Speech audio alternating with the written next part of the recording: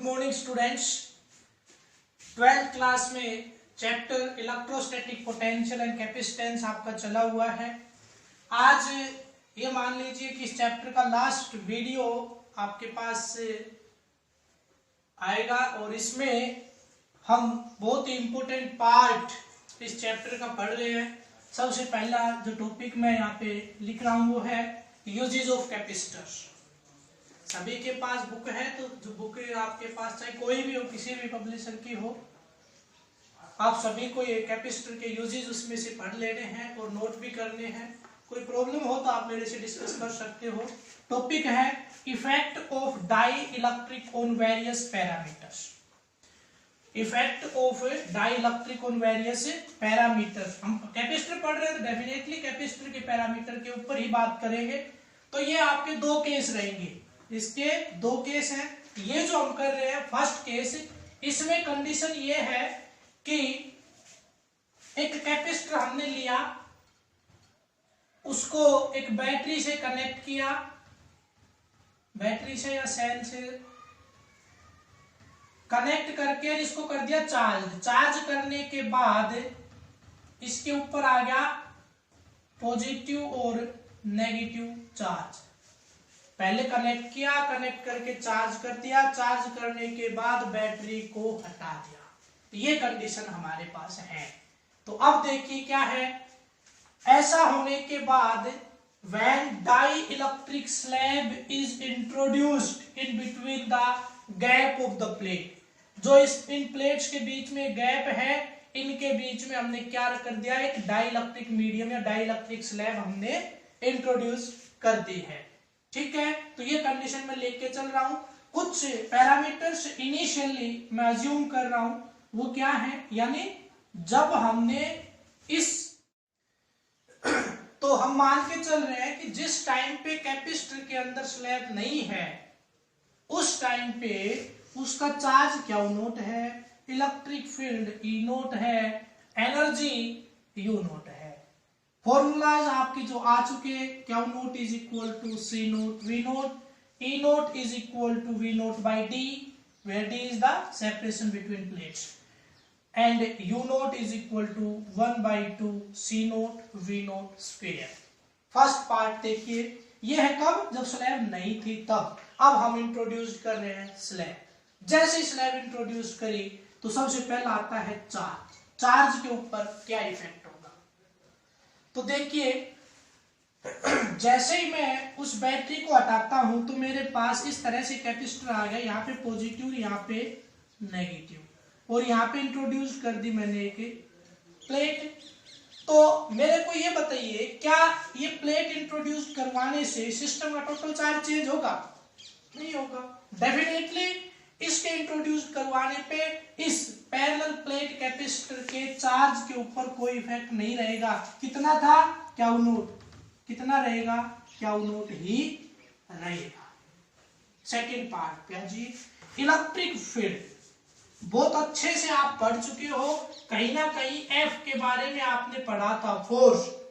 ठीक है, और मैंने बताया था F naught by F is equal to K, ये भी मैं आपको समझा चुका हूं। और यहीं पे ये आया था कि उन पॉइंट चार्जेस के अगर मीडियम को हम चेंज कर दे तो एफ की वैल्यू क्या होगी। तो F the force of interaction between the point charge is maximum when they are placed in vacuum. इसके अलावा कहीं पे भी रखोगे तो क्या हो रहा था, जो इनिशियल वैल्यू थी उसके अपोन में के आ रहा था। यानी यहाँ पे आपका रिजल्ट, ये मैंने लिख रखा है, इलेक्ट्रिक फील्ड बदल जाएगा, क्या हो जाएगा ई, लेकिन ये नहीं पता घटेगा या बढ़ेगा। तो यहाँ पे आपका शायद आपको याद हो नया एफ फोर्स क्या आता था, एफ नोट बाई के। आप डायरेक्ट भी लिख सकते हो, ये क्या आएगा, ई नोट बाई, जो इनिशियल वैल्यू थी उसका 1/k टाइम्स हो जाएगा, यानी इनिशियल जो इलेक्ट्रिक फील्ड था उसका 1/k टाइम्स हो जाएगा। आएगा कहां से, कैसे हो गया। ये आपके पैरेलल प्लेट कैपेसिटर ले लेता हूं, इधर पॉजिटिव चार्ज था, इधर आपका नेगेटिव। जैसे ही डाइलेक्ट्रिक स्लैब मैंने इंट्रोड्यूस की, यहाँ पे क्या आ गया, इस डाइलेक्ट्रिक स्लैब के अंदर क्या आ गया आपका, इंडक्शन प्रॉपर्टी की वजह से इधर नेगेटिव और इधर पॉजिटिव। नीचे ई नोट की डायरेक्शन थी और ऊपर यहाँ पे पोलराइज्ड इलेक्ट्रिक फील्ड, यानी इस जो डाइलेक्ट्रिक स्लैब है इसकी वजह से ऊपर की तरफ इलेक्ट्रिक फील्ड है, it means net value of electric field यानी ई नॉट की वैल्यू ये क्या कर रही है, ईपी इसका अपोज कर रही है, it means it is decreases how much, k times 1/k times. तो इलेक्ट्रिक फील्ड क्या हो गया है, डिक्रीज हो गया है। Next one is potential difference, बहुत इजी है पोटेंशियल डिफरेंस। तो यहां से मैं E की फॉर्म में पोटेंशियल डिफरेंस को लिख देता हूं। तो आपके पास है V, नया V आएगा विच इज इक्वल टू, बताइए क्या बदल गया, E नोट। तो आपके पास यहाँ पे आएगा E इंटू डी। ये देखिए ये फॉर्मूला मैं यूज कर रहा हूं, यहाँ पे इलेक्ट्रिक फील्ड में निकाल चुका। मैं मान रहा हूं कि पोटेंशियल नया बदलेगा, वो क्या हो जाएगा V, और वो क्या हो जाएगा आपका E into d. Now place the value of E from this equation. इस इक्वेशन से E की वैल्यू रख दीजिए, यहाँ पे क्या होगा, V is equal to E naught by K into D.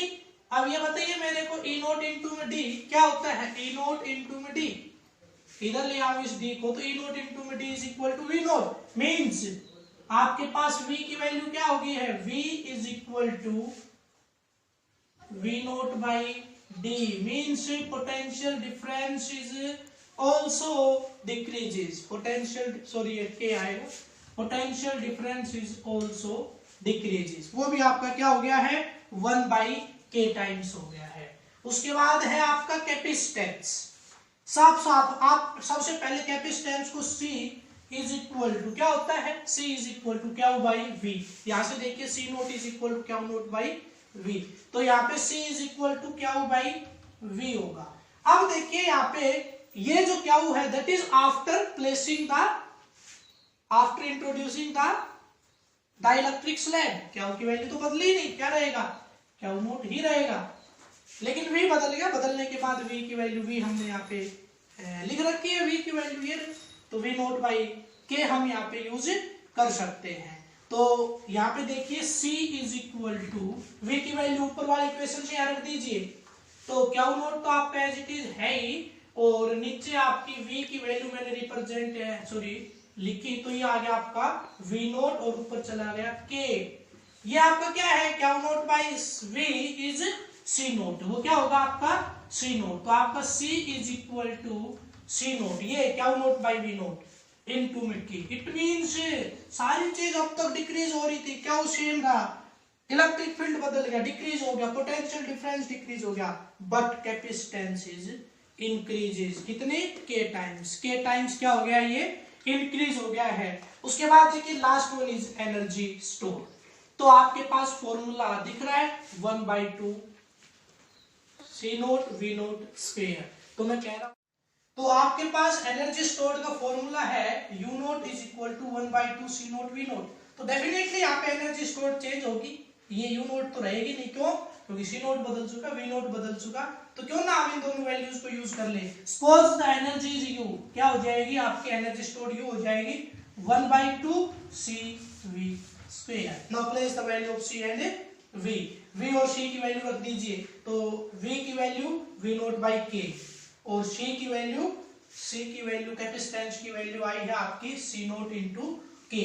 तो यहाँ पे रखने के बाद आपके पास बन रहा है 1/2 into C note into K into V की वैल्यू आपके पास आ रही है V नोट बाई K। ये मैं यहाँ पे लिख रहा हूँ V नोट बाई K, तो इसका यहाँ पे स्क्वायर और इसका यहाँ पे स्क्वायर से ये कैंसिल हुआ, तो आपके पास आ गया है एनर्जी स्टोर्ड। मैं ऊपर आपका लिख देता हूँ यहाँ पे, एनर्जी स्टोर्ड की value U is equal to 1/2 as it is बच गया, C नोट भी बच गया, और आपका V नोट का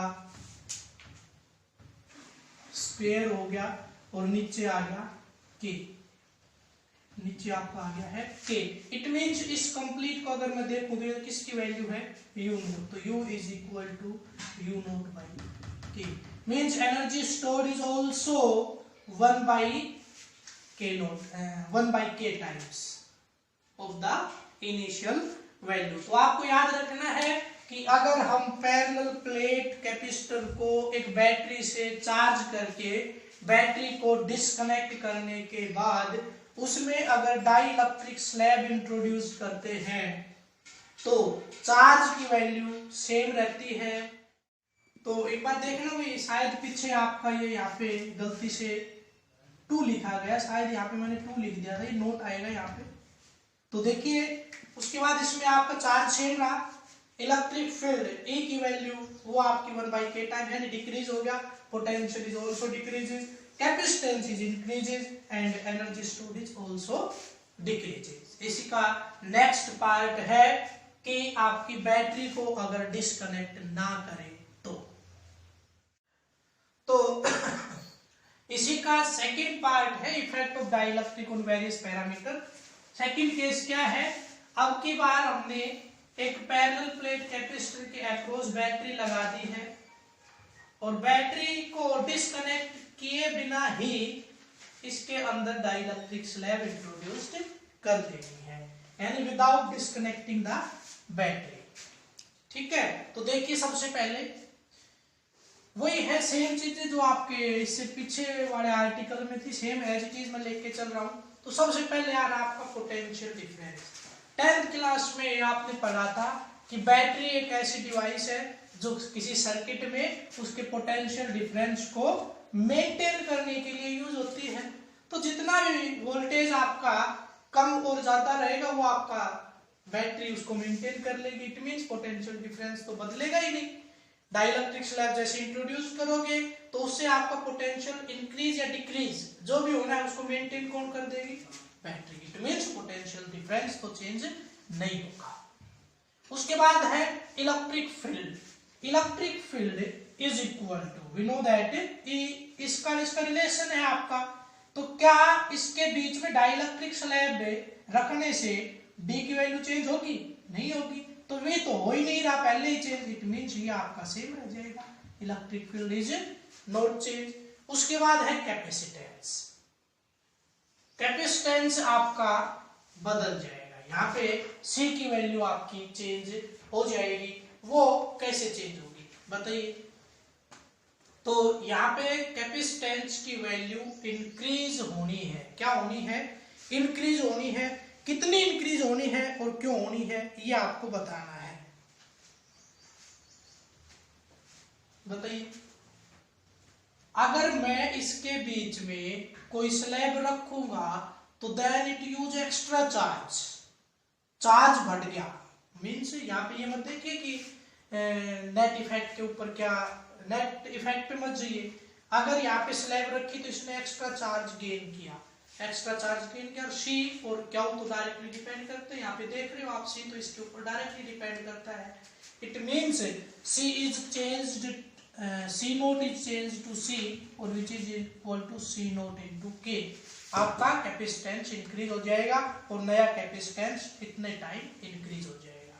नाउ यूज द रिलेशन, आप ये रिलेशन यूज कर लीजिए। क्यू इज इक्वल टू क्या होता है, देखिए यहाँ पे V नोट तो एज इट इज रहेगा, ये तो बदला नहीं है आपका, लेकिन C की वैल्यू बदल गई। क्या आ गई है? कैपेसिटेंस की जगह पे C आ गया। Now place the value of C, that is C note के, C नोट V नोट के। तो ये आपका C नोट V नोट यहाँ से देखिए किसके बराबर है? Q नोट के बराबर है। तो Q is equal to Q note into K। It means charge is also increases to K times that of initial charge। Q की वैल्यू भी बदल गई। नेक्स्ट है एनर्जी स्टोर्ड। तो एनर्जी स्टोर्ड डेफिनेटली आपकी बदलेगी। क्यों बदलेगी? यहाँ पे देख लीजिए फॉर्मूला में C नोट भी आ रहा है, V नोट भी आ रहा है। चलो V नोट तो बदला नहीं, लेकिन C नोट तो बदल गया। C नोट की जगह पे क्या हो चुका है? C। तो ये वैल्यू लिख दीजिए 1/2 C V नोट का स्क्वायर। C की वैल्यू यहां से यहां रख दीजिए, ये है आपकी C नोट इंटू के। तो U is equal to 1/2 C note V note square into K. ये वैल्यू आपके पास क्या है? U नोट है। तो आपकी नई एनर्जी इंक्रीज हो गई है U नोट इंटू के। इट मीन्स या तो जो दो पैरामीटर हैं आपके, क्या क्या, V नोट और E नोट, ये तो रहेंगे कॉन्स्टेंट। V नोट आपका पोटेंशियल डिफरेंस कांस्टेंट रहा, जिसकी वजह से इलेक्ट्रिक फील्ड भी आपका नहीं बदलेगा। लेकिन कैपेसिटेंस इंक्रीज हो गया, चार्ज भी इंक्रीज हो गया और एनर्जी भी इंक्रीज होगी। बहुत ही इंपॉर्टेंट पार्ट है ये आपका, जो न्यूमेरिकल प्रॉब्लम्स में आपके बहुत काम आएगा। न्यूमेरिकल आप पूरा कर दोगे, फिर वो बाद में कहेगा ऐसा करने के बाद बैटरी को हटा दिया, स्लैब को रख दिया जिसकी के की वैल्यू ये थी। तो ये फॉर्मूलाज आपको वहां पे यूज करने हैं। एक बार अच्छे से पढ़ लोगे तो आपको ये परमानेंट याद भी रह जाते हैं कि किसमें क्या बदलता है और क्या नहीं बदलता। तो आज आपका ये चैप्टर इलेक्ट्रोस्टैटिक यूनिट का सेकंड चैप्टर कंप्लीट हो गया है। ये इसका लास्ट वीडियो था।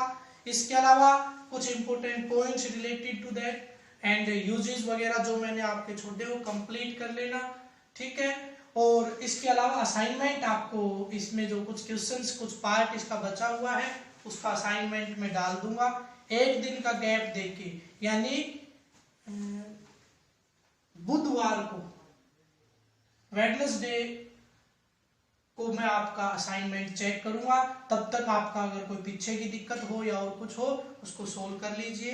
यानी वेडनेसडे को कोई नया वीडियो नहीं मिलेगा, उसके नेक्स्ट डे ही आपको थर्ड यूनिट का फर्स्ट चैप्टर हम शुरू करेंगे। तब तक आप इस चैप्टर को कंप्लीट कर ले। असाइनमेंट कल इस वीडियो के, यानी आज इस वीडियो के साथ आपको मिल जाएगा और उसको कंप्लीट कर लें।